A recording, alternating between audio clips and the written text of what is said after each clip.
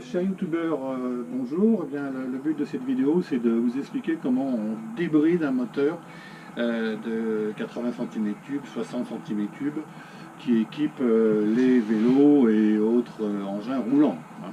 Voilà. Donc moi je me suis aperçu qu'il y avait des gros défauts de construction, d'usinage, et ces défauts d'usinage, ils perturbent l'écoulement laminaire du mélange gazeux, ce qui fait qu'on a un moteur de 80 cm3, qui est celui-là, qui avance à 30 km/h. Alors avancer à 30 km/h sur un vélo, effectivement, bon, ça peut être pas mal, mais on peut être beaucoup plus performant. Alors évidemment, la préparation que vous ferez vous-même n'engage pas ma responsabilité, que ce soit bien entendu et bien clair. Voilà. Donc on va commencer par expliquer ce qui se passe et déjà commencer par voir comment on peut déjà augmenter le taux de compression du cylindre. Donc c'est simple, ça c'est pas plus compliqué que ça. Il suffit de se mettre sur un plan de travail de cuisine par exemple, avec un papier abrasif, un 400, et on finit avec un 600. Et puis on s'aperçoit que là on a une petite épaisseur sur la culasse.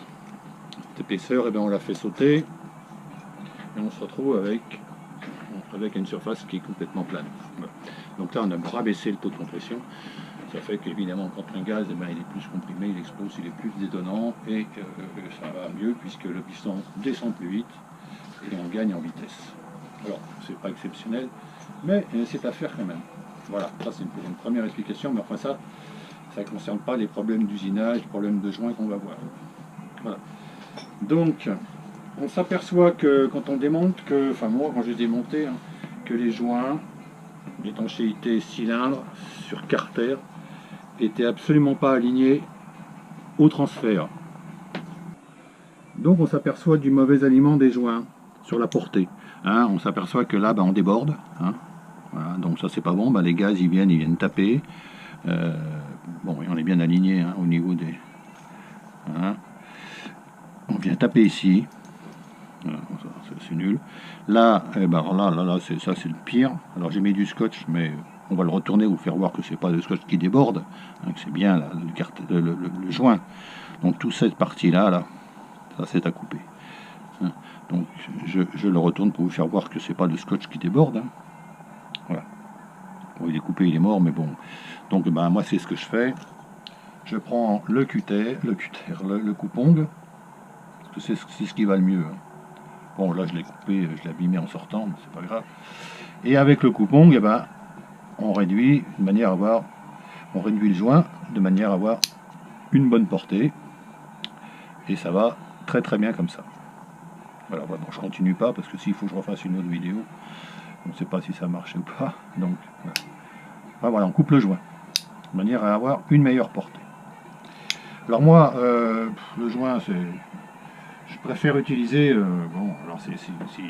préfère utiliser cette pâte à joint, c'est de la Loctite, j'en mets partout sur les portées et les hautes températures, évidemment, bien sûr.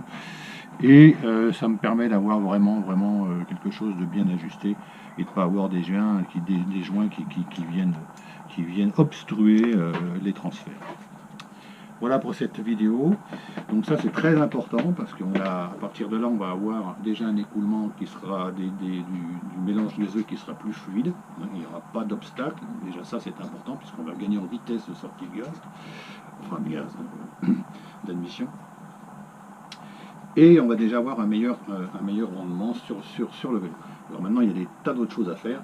Et on va refaire une autre vidéo pour vous faire voir comment on se sert de la Dremel pour aligner les transferts du carter sur le cylindre, sur les transferts de cylindre, pour arriver aux lumières d'admission et qu'on soit vraiment très très fluide sur la sortie de ces gaz.